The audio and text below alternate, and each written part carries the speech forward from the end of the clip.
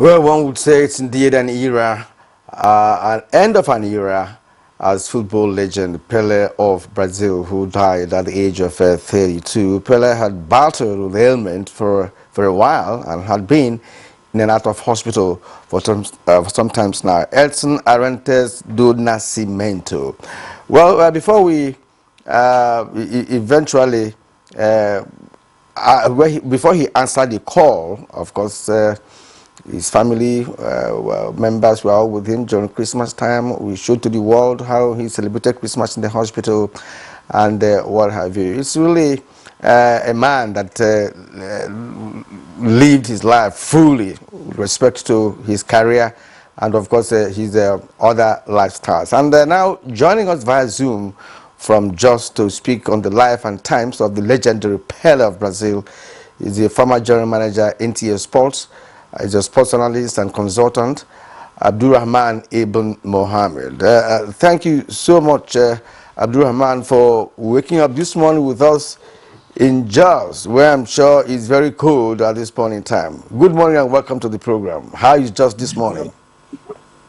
Good morning, Kieran. I'm fine. Jos is also very cold. We're enjoying ourselves here with the weather. Yeah, what do you know about the man Pele of Brazil? Well, talking about the man Pele, really the point is there are no enough words to describe what that great man was. The clip that we have just seen, the background report, has just, taken the whole gamut of what the man has been able to achieve. But the man has achieved certainly much more than that. That report did not touch on the fact that he was the first iconic sports person to be made a sports minister in Brazil. And he fought the establishment to a standstill. He abhorred corruption. He abhorred shots, cutting corners. And for that, he was at some point in time almost made a persona non grata by FIFA and the Brazilian Football Federation, CBF. But the fact is that he always stood by the side of goodness.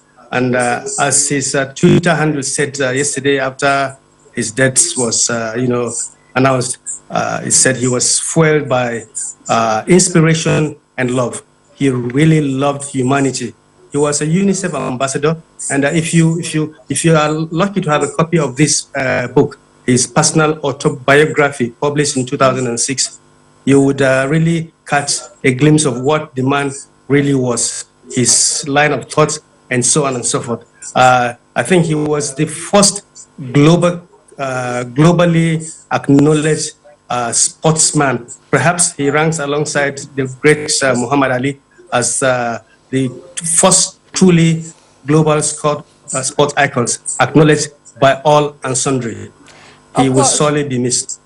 Yeah, he will surely be missed, and of course the whole world mourns at the moment. What do you think that sportsmen and women can learn from the life and times of Pele? Because from what you said, and looking at the background reports, there's so much for the younger generation to learn.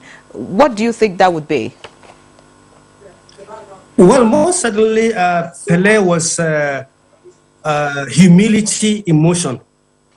Famous as he was, rich as he was double crossed in his business activities in his earlier years. He trusted people who messed up his business investments, but that did not stop him from trusting people, because he did believe that on the average, the human being is good.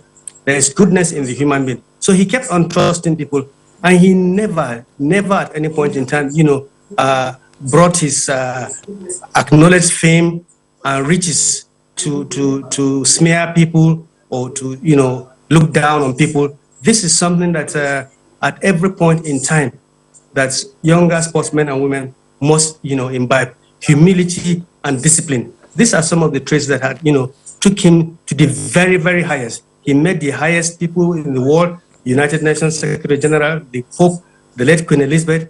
Name them. He named them, he met them, and all those things, all those achievements, all those riches never really made him to look down on people.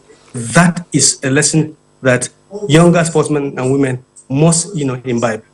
Abdurrahman, you reported sports for over 3 decades, and you have, along the line, met footballers across the globe. And we're talking about Pele's individual performance during his time, and the newer generation of players that we have seen over the years, the Maradonas of this world, Ronaldo of Brazil, now Ronaldo of Portugal, Messi of today, Mbappe, and what have you. And people are saying, look, who can get into Pele's shoes? In one of his interviews, which I watched yesterday, Pele, some years ago, he was saying that it might be difficult, but not right impossible, for there to be another Pele. Well, Kieran, to tell you the truth, to get someone to actually get into Pele's boots, that's a tough act. There is a clip that has been going around the social media. All the skills, iconic skills displayed by Ronaldo, Mbappe, Zinedine Zidane, David Beckham, name them. Pele did those tricks way back in the late 50s, early 60s, and 70s. Whatever they did, you can say that they copied him. He was a special breed. You can call him the greatest of all the greats. Maradona might be very high up there in terms of skills. So is Ronaldo, so is Messi. But he is a compendium of all of them. They, each and every one of them, has picked something out of Pele's books in terms of skills, in terms of finesse, in terms of goal scoring prowess, in terms of being loved by the people. But Pele is a compendium of all. He combined everything. And for anyone to come up among the ones you have named, Mbappe, Messi, the fading Ronaldo, and so on and so forth, to really come up to that particular pinnacle, it's a really tough act to deal with. They will keep on trying and trying, but Pele is a phenomenon. Yeah. Yes, a phenomena indeed. And you took the words right out of my mouth. He's actually the real and the greatest of all goats ever, despite the contention, after the last World Cup. Abdurrahman, thank you so much. Because of time. But that's what, yes, we have no time. Please, just one photo of Abdurrahman. Pele did not participate in FIFA administration all his life. After all he exhibited in this sport, why is it so? What do you think made it impossible for Pele to play a role in FIFA? The point is, like I told you, Pele didn't see corruption and unfairness, and he kept quiet.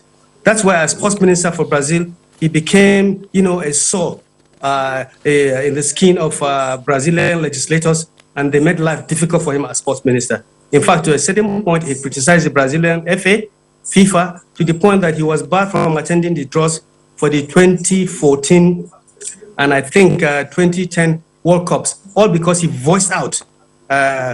He was a non-conformist with things that didn't sit well with him. Okay.